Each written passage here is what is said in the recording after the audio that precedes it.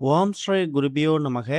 ஓம் ஸ்ரீ மகா பெரியவா சரணம். வரும் ஆகஸ்ட் 6ஆம் தேதி வியாழக்கிழமை ஆடி கிருத்திகை.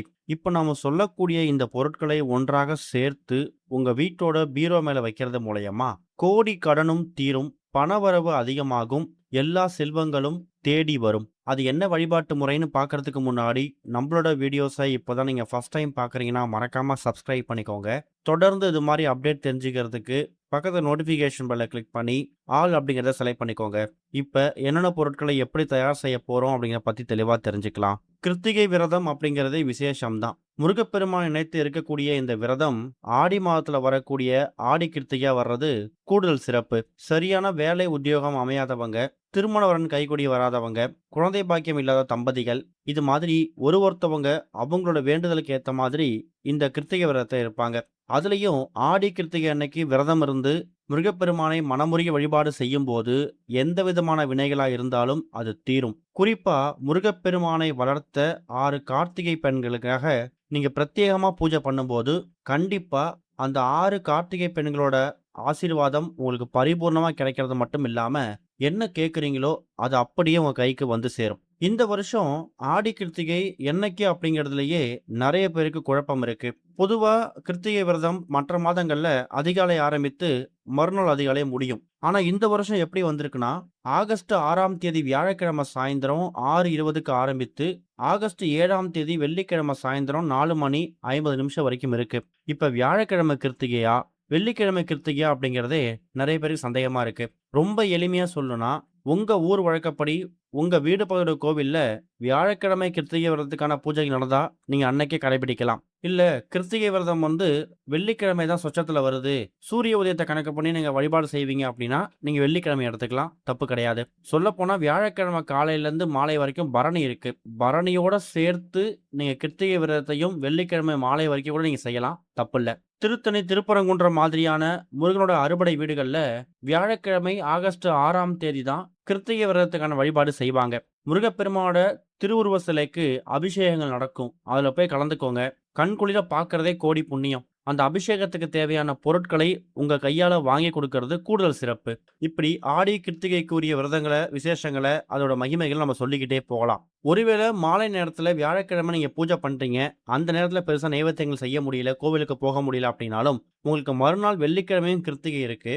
அந்த ஒரு காரணத்தை பயன்படுத்தி நீங்க வெள்ளிக்கிழமையும் முருகப்பெருமானுக்கு விரதம் இருக்கலாம், வழிபாடு செய்யலாம், கோவிலுக்கு போகலாம். வியாழக்கிழமை நைவேத்தியங்கள் செய்து வைத்து படைக்க முடியாதவங்க வெள்ளிக்கிழமை அதை பயன்படுத்திக்கலாம். அதுதான் இதுல இருக்கக்கூடிய சிறப்பு அம்சம். வியாழக்கிழமை எடுத்துக்கிட்டீங்கன்னா குபேர கிருத்திகை, வெள்ளிக்கிழமை எடுத்துக்கிட்டீங்கன்னா சுக்கிர கிருத்திகை, அவ்வளவுதான் வித்தியாசம். 2 நேரத்துல பலவிதமான கடவுளோட அனுகிரகத்தை ஒரு சேர பெற்றுத்தரக்கூடிய அற்புதமான வழிபாடு தான் இந்த ஒரு ஆடி கிருத்திகை வழிபாடு. அன்றைய தினம் நம்ம பண்ணக்கூடிய பரிகாரங்களும் வழிபாட்டு முறைகளும் நிச்சயம் நமக்கு பலன் கொடுக்கும். அதுலயும் இப்ப நாம சொல்லக்கூடிய நம்ம கையாலேயே தயார் செய்யக்கூடிய இந்த பரிகாரம் இருக்கு இல்லையா, இந்த தாந்திரிகம், இது அற்புதமான ஒரு வசிய தாந்திரிகம். வசியம்னா தப்பு கிடையாது. குலதெய்வத்தை, பொன் பொருள் செல்வத்தை, பொருளாதாரத்தை நம் பக்கம் காந்தம் போல இருக்கக்கூடியதும் வசியம் தான். வசியம் அப்படின்னு சொன்னாலே அதுக்கு பயன்படுத்தக்கூடிய முக்கியமான மூலப்பொருள் வெற்றிலை தான். தெய்வ மூலிகை, பெயர் தான் வெற்றிலை. வெற்றிகளை வாரி வழங்கக்கூடிய இலை. ஒரே ஒரு வெற்றிலை எடுத்து வச்சுக்கோங்க. அடுத்ததா இந்த வெற்றிலைக்கு நடுவுல கொஞ்சமா தடவறதுக்கு ஒரு மை வேணும். இந்த மை இப்ப மார்க்கெட்ல ரொம்ப அதிக பேசும் பொருளா இருக்கக்கூடிய அரகஜா இருக்கு இல்லையா, இந்த அரகஜா நாட்டு மருந்து கடையில இருக்கும். இல்லைன்னா இப்ப நிறைய பேர் வாங்கி வச்சிருப்பீங்க.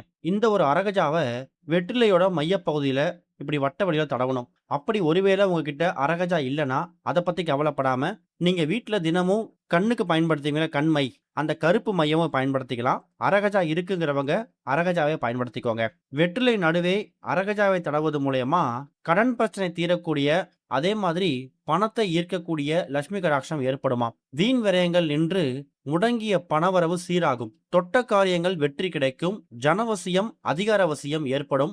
இந்த ஒரு சொசைட்டில, சமூகத்துல அந்தஸ்து, மரியாதை கூடும். இதுதான் வெற்றிலையோட நடுவுல அரகஜாவையோ, ஒருவேளை அரகஜா இல்லைன்னா கண்மையோ தடவறதுக்கான முக்கியமான அர்த்தம். அடுத்ததா ஒரே ஒரு துண்டு ஜாதிக்காய் எடுத்து வச்சுக்கோங்க. ஜாதிக்காயோட மகிமையை பத்தி நம்ம சொல்லி தெரிய தேவையில்ல. லட்சுமி கடாட்சத்துக்கும் பணப்புழக்கம் அதிகரிக்கிறதுக்கும் பயன்படுத்தக்கூடிய அற்புதமான ஒரு தாந்திரிக பொருள் இந்த ஒரு ஜாதிக்காய். வீட்டில் இருக்கக்கூடிய வீண் செலவுகள் குறைந்து சுப செலவுகள் அதிகரிக்கக்கூடியது.